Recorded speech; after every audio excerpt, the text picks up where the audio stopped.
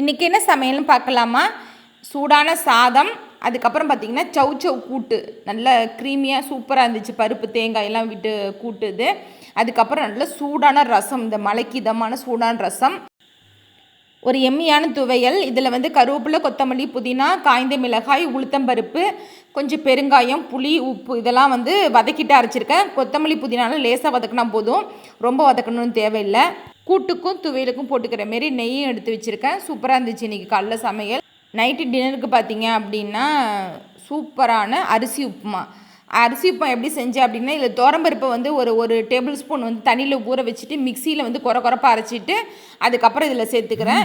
எப்பயும் போல் நம்ம வந்து கடுகு, உளுத்தம்பருப்பு, காய்ந்த மிளகாய், இஞ்சி, பச்சை மிளகாய் அதெல்லாம் வதக்கி விட்டுட்டு அதுலேயே வந்து இந்த பருப்பையும் வதக்கிட்டு அரிசியும் வதக்கிட்டு நான் தேங்காய் எண்ணெயில் எல்லாத்தையும் வதக்கி விட்டு செஞ்சேன்.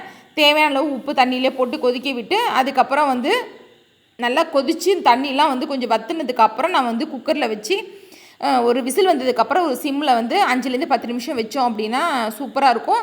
நீங்கள் தேங்காய் இறக்கிட்டு கூட சேர்த்துக்கலாம், இல்லை வேக வைக்கும்போது கூட சேர்த்துக்கலாம். சூப்பராக இருக்கும் உதிரியாக. உங்களோட அரிசிக்கு தகுந்தாப்புல தண்ணி வச்சுக்கோங்க. பழைய அரிசினா 1க்கு 3 தண்ணி கண்டிப்பாக தேவைப்படும். அதுக்கு தகுந்தாப்புல உங்களுக்கு குழவா வேணும் அப்படின்னா அதுக்கு தகுந்தாப்புல தண்ணி சேர்த்துக்குங்க. சூப்பராக சுவையாக இருந்துச்சு உப்புமாவும். இந்த ரெசிபி பிடிச்சினா கண்டிப்பாக சப்ஸ்கிரைப் பண்ணிக்கோங்க, லைக் பண்ணுங்கள், ஷேர் பண்ணுங்கள்.